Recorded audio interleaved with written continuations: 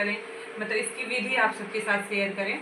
तो आज हम आप सबको बताएंगे कि हम ये सेरेलैक, और उससे क्या होता है, मेरा बच्चा काफ़ी दुबला पतला था, उससे अब काफ़ी हेल्दी हो गया, स्वस्थ हो गया है और इसकी इम्यूनिटी भी काफ़ी अच्छी है।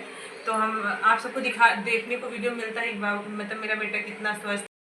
यहाँ पे मेरे बेटे की एक अलग लेवल की एनर्जी थी, जो एक अलग ही रूप में देखने को मिल रही थी। जिस हिसाब से वो खेल रहा था, फिर खेलते खेलते वो अपनी गाड़ी को ही चार्ज करने लगा। इनके अंदर तो चार्जिंग वाला टैलेंट तो आप अलग ही देखेंगे। चार्ज करते करते ये गाड़ी को ये अपने आप को ही चार्ज करने लगे, देखते देखते पता ही नहीं चला। सूजी ली है सेम क्वांटिटी में, और ये साबूदाना थोड़ा और होना चाहिए था, मेरे पास अभी इतना ही था तो हम थोड़ा ये डाल दिए हैं। सूजी और दलिया डाल दिए हैं। ये है, अगर आपके पास भुना हुआ चना है तो उसका आप सत्तू बना के ले लीजिए। हमारे पास नहीं था तो हम इसका चने का बेसन लिए हैं, इसको भुनेंगे। मूंग दाल लिया है, और मैंने ये उड़द दाल लिया है, और ये मसूर दाल लिया है, और ये पोहा लिया है हमने। और ये ड्राई फ्रूट में हमने, आप ड्राई फ्रूट में आपको अगर और ड्राई फ्रूट डालना है तो डालिए, वैसे हम ज़्यादातर यही 3-4 ड्राई फ्रूट यूज़ करते हैं। जैसे हमने अखरोट लिया है, ये सीड्स लिए हैं हमने, और ये बादाम लिया है, ये मखाना लिया है। ड्राई फ्रूट को हम क्या करते हैं कि हल्का घी में उसको भूनते हैं, और बाकी जितने हमारे ये जैसे अनाज हैं, जैसे मूँगफली और दालें हो गई, तो इसको हम ऐसे ड्राई रोस्ट करते हैं। यहाँ पे मैं दलिया और साबूदाना एक साथ डाल के भुनने लगी थी, तो क्या हुआ ना, दलिया थोड़ा बारीक होता है, वो जल्दी भुन गया था और साबूदाना भुना नहीं था।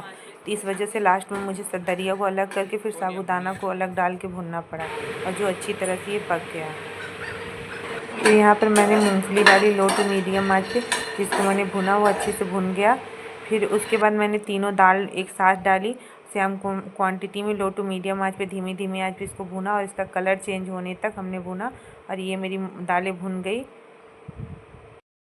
हम यहाँ सभी दालों को भूनते भूनते अपने बच्चे की हरकतों को देख के इतना खुश हो रहे थे, मेरा टाइम कब पास हो जा रहा था पता ही नहीं चल रहा था। ये वीडियो मैं रात में शूट कर रही थी, और मुझे काफ़ी अच्छा लग रहा था अपने बच्चे के साथ ऐसे समय रात में बिताना, और उसके लिए हलवा। उसके बाद मैंने पोहा डाला, पोहा को अच्छी तरह से भून गया। उसके बाद हमने कढ़ाई में सूजी डाली, सूजी भी अच्छे से भून लिया। ये सारी चीज़ें मेरी यहाँ पे मैं अपने बेटे के लिए सेरेलैक बनाते बनाते मेरे अंदर की थोड़ी सी फोटोग्राफी जाग उठी, जिससे मैंने अपने खड़े होकर वीडियो शूट कराने लगी।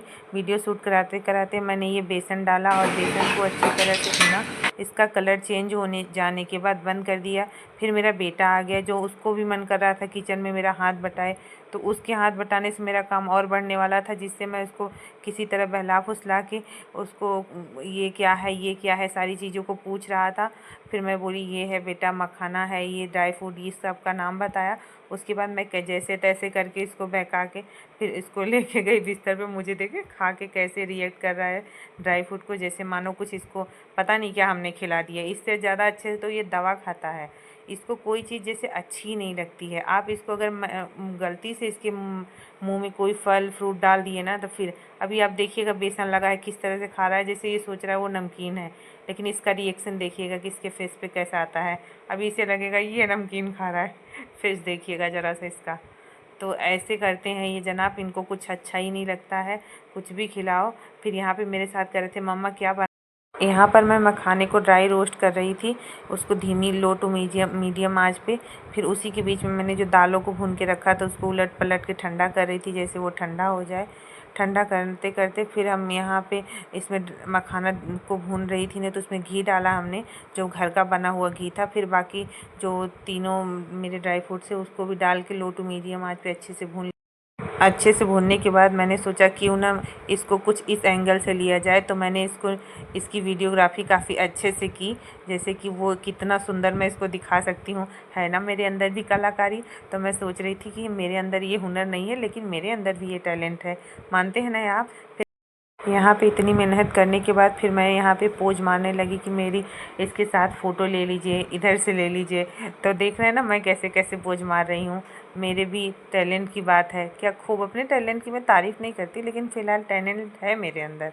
और मेरा बेटा भी आके ठंडा करने लगा था यहाँ पे कि कितना, तो मैं उसको दिखा रही थी कि देखो कितना गर्म है। तो वो भी डर रहा था, जिसे दूर दूर से छू रहा था, और मैं तो इसको ठंडा कर ही रही थी। और कि कितना जल्दी ठंडा हो जाए, क्योंकि रात के 12:30-1 बजने को आ गए थे, और ये भी जग रहा था साथ में। यहाँ सारी चीज़ें ठंडी हो गई थी, तो मैं इसको जार में पीस रही थी। और मेरा बेटा बिल्कुल भी दरदरा नहीं खाता, तो मैं एकदम बारीक सा पीस के इसको बनाती हूँ इसका हलवा। और आप इसको पीसने के बाद एक अच्छे हवा बंद वाले डिब्बे में रख दीजिए, जिससे हवा ना जाए, और कुछ जितना बनाना उतना बना के खिलाइए अपने बच्चे को। यहाँ पे मैं अपने बेटे की क्या ही तारीफ़ करूँ। रात के 1-1:30 बजे ये अपने पापा के बैग का चेन खोल रहे हैं, जो इनके अंदर टैलेंट कूट-कूट के भरा है। खैर यहाँ पे मेरा ये सारा इंग्रेडिएंट पीस चुका था होममेड सेरेलैक का, तो मैं इसको हवाबंद डिब्बे में रख दी थी। यहाँ पर मेरा बेटा ऐसा हरकत कर रहा था जैसे रात के 1-2 नहीं बज रहे हों, सुबह हो गई हो। और वीडियो अच्छा लगे तो लाइक करिए।